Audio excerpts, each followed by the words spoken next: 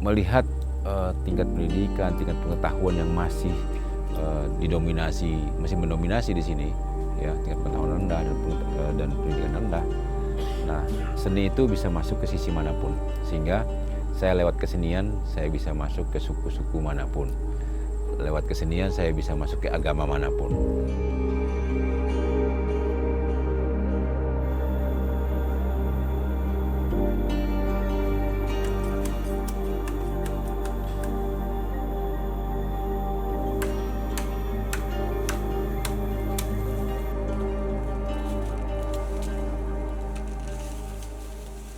Ya alhamdulillah ku wasilahna Bapak Ridwan ngadorong Kasim Abdi gitunya. Alhamdulillah sampai sekarang maju gitu. Gitu.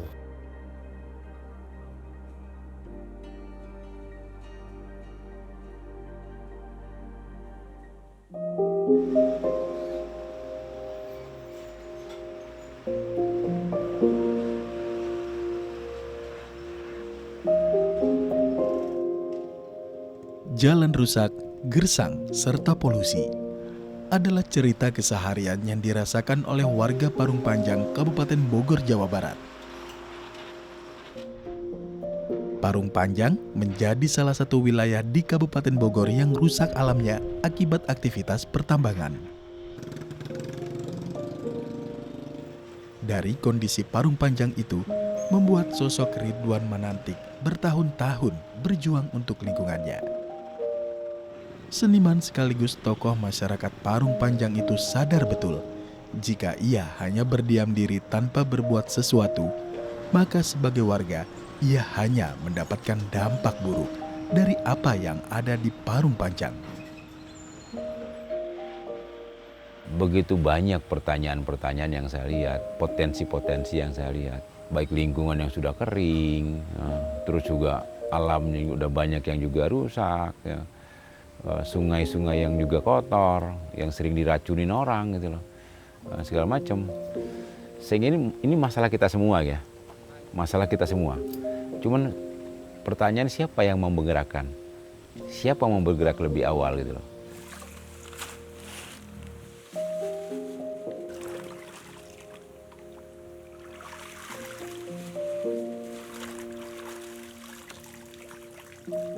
Nah, melihat Parung Panjang, saya pikir sedang bersolek nih Parung Panjang.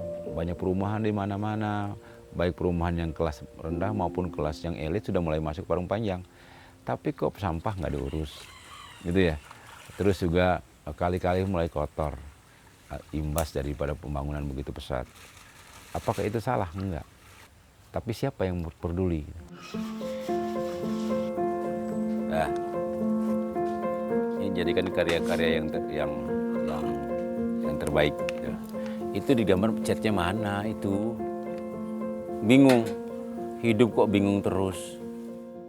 Kita tidak bisa pasrah begitu aja hidup ya. Tentunya harus mengambil bagian apa yang bisa kita lakukan di masyarakat tentunya ya. Nah ini menjadi PR, terutama saya yang tinggal. Akhirnya saya punya kesimpulan sendiri terhadap kehidupan saya gitu. Saya mengambil sikap untuk action, tidak menunggu perintah, tidak menunggu apapun itu. Nah, satu wilayah dimanapun itu pasti punya masalah. Tapi apakah kita harus head to head untuk dengan masalah? Saya pikir enggak. Ada cara-cara lain kok untuk menyelesaikan masalah.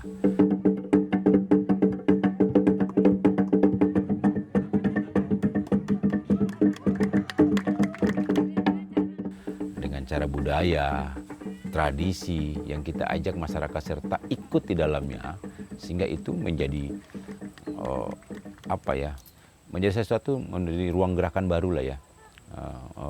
Melihat tempat yang dimana tempat tuh pasti ada sampah yang numpuk. Nah ini kesempatan saya pikir untuk melakukan sesuatu hal ya kecil tapi ketimbang tidak sama sekali, saya pikir itu bisa saya lakukan pelan-pelan.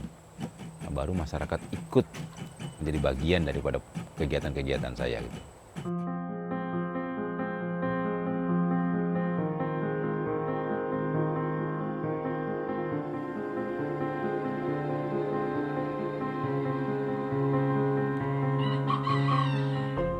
keresahan atas apa yang dirasakan Ridwan Manantik selama hidup di Parung Panjang kerap ia tuangkan dalam sebuah karya seni lukis. Setiap goresan tintanya adalah wujud ekspresi dirinya.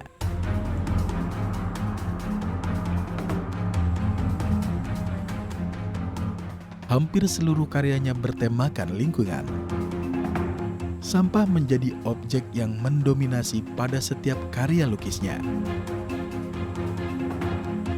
Ridwan meyakini bahwa jika ia bersahabat dengan alam, maka jalan akan membentang luas.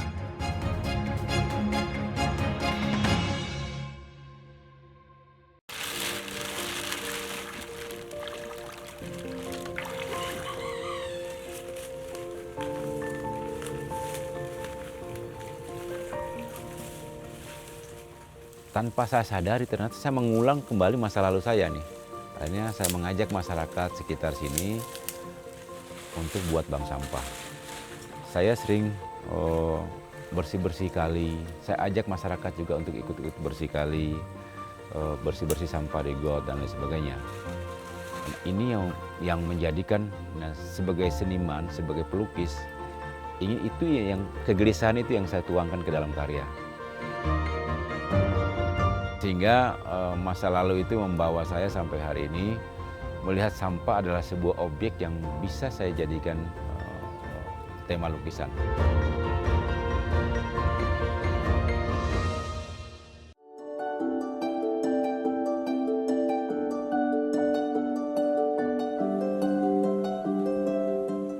Dunia seni rupa dan dampaknya terhadap sosial kerap menjadi satu kesatuan yang tak terpisahkan. Agar ruang-ruang kreatif dan kesadaran itu tumbuh, pria asal Bima, Nusa Tenggara Barat ini mendirikan sebuah komunitas yang dinamakan Rumah Anak Bumi. Rumah Anak Bumi menjadi ekosistem gerakan masyarakat sejak tahun 2013 silam dan menjelma sebagai kawah candra di muka untuk memberikan pengaruh positif bagi lingkungan sekitarnya.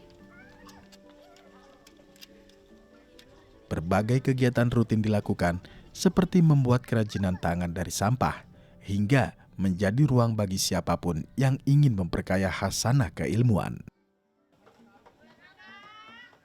Dulu masih seneng ikut demo, gitu kan, tentang jalan rusak lah, tronton begitu banyak. Nah, saya akhirnya kembali nih. Saya coba membuat kesadaran diri saya dulu. Kalau itu, kita akhirnya banyak musuh. Ketemu orang juga punya kebutuhan, supir punya kebutuhan, kenek punya kebutuhan, mas. Bagaimana kita mencukupi kebutuhan itu gitu loh? Nah, kita nggak bisa. Akhirnya jalan yang kita ambil, mungkin ini ada solusi, bukan juga jalan tengah, tapi minimal jalan alternatif. Akhirnya saya berpikir ya tentang sebuah keinginan, sebuah cita-cita. Suatu saat kalau saya punya rumah, pengen rumah itu minimal buat teman-teman datang.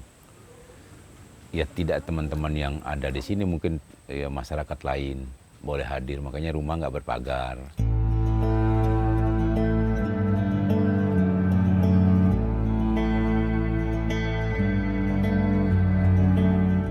Siapapun boleh hadir di sini, menjadi ruang berbagi, menjadi ruang bersama lah ya.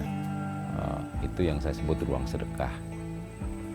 Ya, masa-masa kecil itu, masa-masa di jalanan itulah ya, sehingga muncul bahwa keinginan itu harus hadir pada saat saya dimampukan. Alhamdulillah dalam proses ini saya punya tempat di pinggir kali yang tidak banyak lalu lalang orang. Saya kasih kesempatan orang-orang sekitar, anak-anak tetangga untuk ikut serta dalam kegiatan saya, yaitu menggambar. Tentunya di sini ada perpustakaan yang bisa dilihat oleh mereka, bisa dibaca buku-bukunya sambil berkegiatan lainnya lah.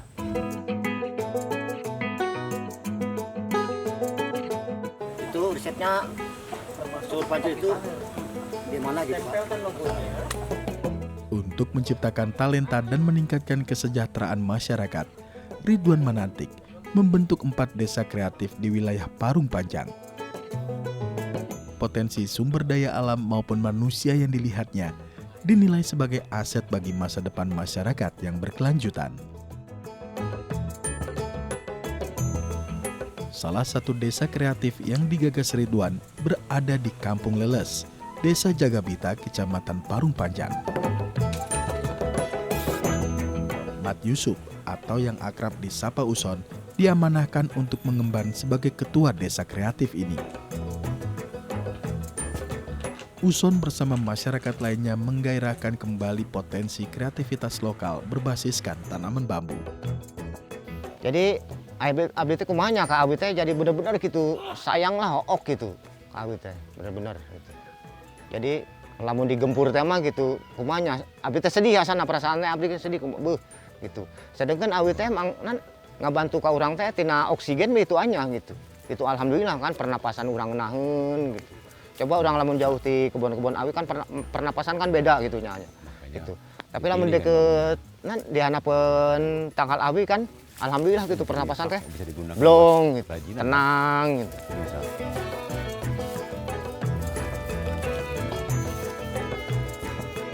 Mantap abdi teh nalaah bambu gitunya. Bener-bener gitu bambu teh disebatkeun awi sadapur hirup teh kudu akur ya seperti bambu nya.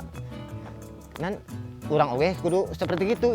Bambu gitu nan bambu kan geus mere simbol lah ka urang-urang gitu nya. Awi sadapur, urang hirup kudu akur jeung sesama gitu kan. Gitu. Abdi teh nalah kadinya gitu. Awi sadapur teh bener-bener akur gitu kan. Gitu. Jadi abdi teh ngajalankeun eta terus abdi teh senang lah gitu ngaberes-beresin ieu nyakuan dikumpulkeun gitu alhamdulillah jadi caraang. Artina teh awi sadapur teh kan akur. Jadi anu pendek, anu jangkung gitu kan babarengan gitu. Jadi kumpul lah gitu. Bisa dapur teh kumpul gitu. Ini son wah, ini kan tuh pohon bambu ya begitu. Enggak enggak begitu banyak ini kan. Nah, ini kan keren banget itu. Bambunya udah bisa jadi, udah tua kan bambu ini kan.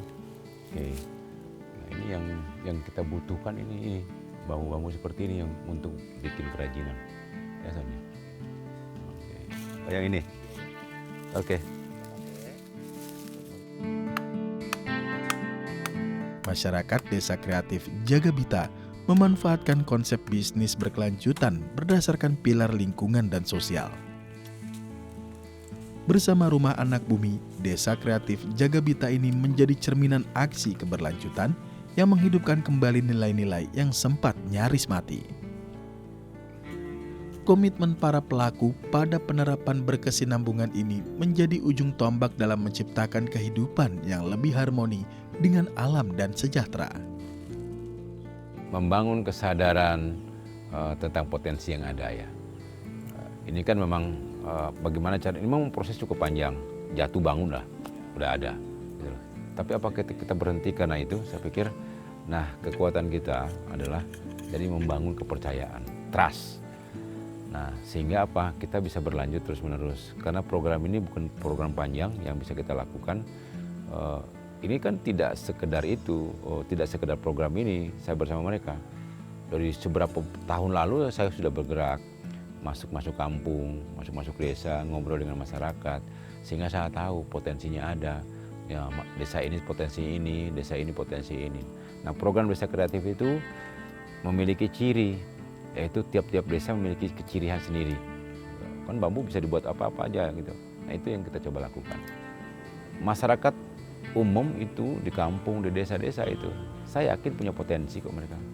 Tapi kenapa mereka tidak terlihat? Mungkin saja mereka tidak ada ruang penyadarannya atau tidak ada orang yang menyadarkan. Nah ini bagaimana membangkitkan lagi, memberi ruang penyadaran, sadar tentang potensi diri dan sadar dengan potensi lingkungan. Karena basisnya adalah lingkungan. Supaya mereka nggak kemana-mana lagi. Kembali ke kampung, membangun kampungnya dengan caranya. Itu saya pikir yang mahal hari ini. Assalamualaikum. Waduh. Wah, Pak Mamat sehat? Wah, ada kakak. Ya, Luar biasa. Waduh. Don? Wah. Nah ini mata airnya masih kotor ya. lagi mau dibersihin. Oh. Terus ini kan banyak sampah-sampah tuh. Nah gimana mau ke depan seperti gimana? Ya kita bersihin dulu sampah-sampah yang bekas orang-orang mandi Ya. di sini gitu kan. Dan mungkin diperbaikin di atasnya juga. Ya supaya nggak di mana lagi ada mata air, Son. Di sini Pak. Hah? Di sini banyak Pak mata air kecil sini Pak. Oh iya, karena di sini banyak kebun bambu, pohon bambu, jadi memang, nah, ada di sini ya berarti kan? Nah, Terus di sono ada banyak. karena berarti kan dari akar bambu kan? Dari akar bambu semua Pak. Oh. Nah ini keren nih, Son. Heeh.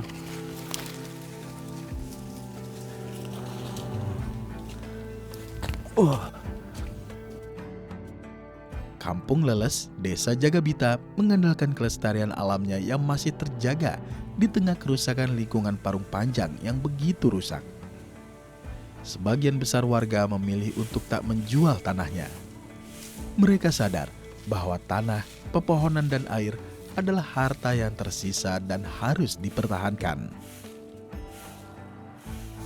Maka dari itu, bagi Uson dan teman-temannya, Kampung Leles tak sekedar desa kreatif semata, tetapi subjek pemilik pengetahuan dan budaya yang terus hidup dan berkelanjutan.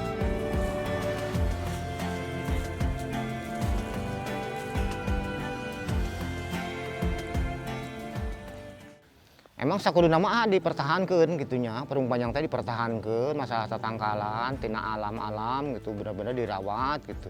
Tapi lamun kabuka pola pikir gitu kan ya gitu. Kudu benar-benar dipertahankan gitu ah. Gitu. Sedangkan alam baege nya lagi kan istilah mah henteu cicing gitu anya, lamun kurang dibersihan gitu kan. Gitunya lagi sarua senang lah gitu. Gitu. Seolah-olah kan ngadoakeun ka urang lah gitu kan gitu. Nya karasaku sim abdi gitu. Abdi saya sambil nyapu sambil eta dipandangkan indah amat gitu. Nya alam oge sarua gitu kan. Gitu. Jadi alam teh kedah dirusak lah gitu. Kudu bener-bener dirawat gitu. Jadi manfaatnya seueur gitu kan nah alam. Jadi inti nama anu geus dirusak mudah-mudahan ya sing dikembalikan deui ka habitatna gitu. Jadi dipelakan deui lah gitu. Buah tanggal kayu, buah tanggal awi gitu supaya bertahan kuat lah gitu. Nah, apalagi ieu nan ngebantu oksigen kan sampaikan ke mana-mana kan oksigennya dina pohon-pohon awi gitu. Gunung oge lamun eueuh nah tanggal-tanggal awi gitu anya gitu mun eueuh tanggal awi gitu meledak gitu. Sebabnya pendinginnya kan di tanggal awi gitu.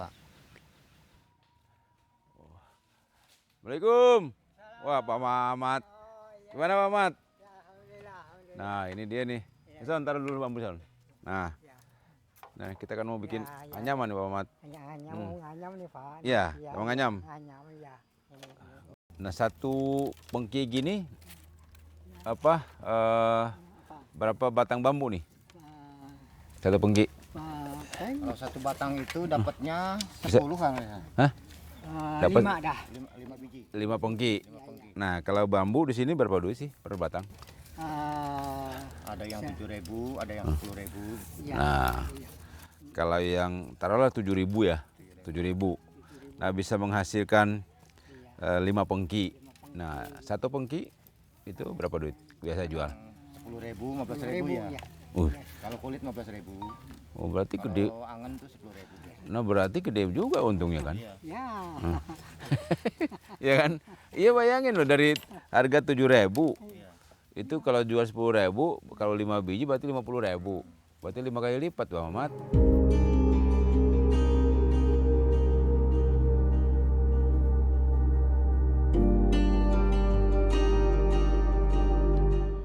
Desa Kreatif Jagabita adalah bentang alam dengan lanskap natural berupa hutan bambu yang menjadi daya tarik sosiokultural dan peluang ekonomi.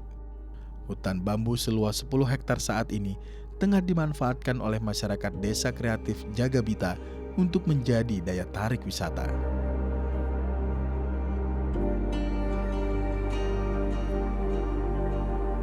Selain itu, pohon bambu dapat menciptakan lingkungan yang sehat, di mana setiap satu tanaman bambu mampu menghasilkan oksigen sebanyak 1,2 kg per hari.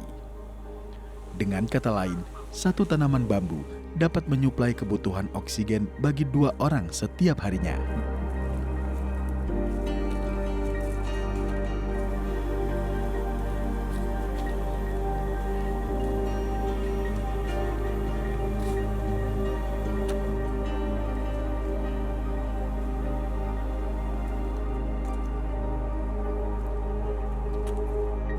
Artinya itu potensi oksigen dan penyerap karbonnya cukup tinggi. Kalau itu saja terjaga dengan baik, 10 hektar itu, atau bisa ditambah lagi, bisa ditanam lagi bambunya, menambah area-areanya gitu. Saya yakin tidak hanya di Parung Panjang yang mendapatkan imbas oksigen, BSD, Alam Sutra, dan ya sekitar sini bisa merasakan oksigen yang cukup baik, saya pikir. Karena memang bambu itu oksigen yang sangat baik setelah terbesi. Yang kedua, bambu itu penahan abrasi, longsor. Bambu itu di samping buat bangunan, buat interior, eksterior dan sebagainya. Nah, bambu itu juga penghasil air, penyaring udara terbaik. Nah, rumpun-rumpun bambu itu di samping menyedot air yang cukup tinggi juga menghasilkan mata air. Nah, desa-desa itu, terutama yang kita lihat kemarin, itu ada beberapa titik mata air karena masih rumpun bambunya masih terjaga. Nah, saya pikir ini perlu dirawat, ya, perlu diperhatikan oleh semua pihak agar masyarakat tidak lagi susah mencari air.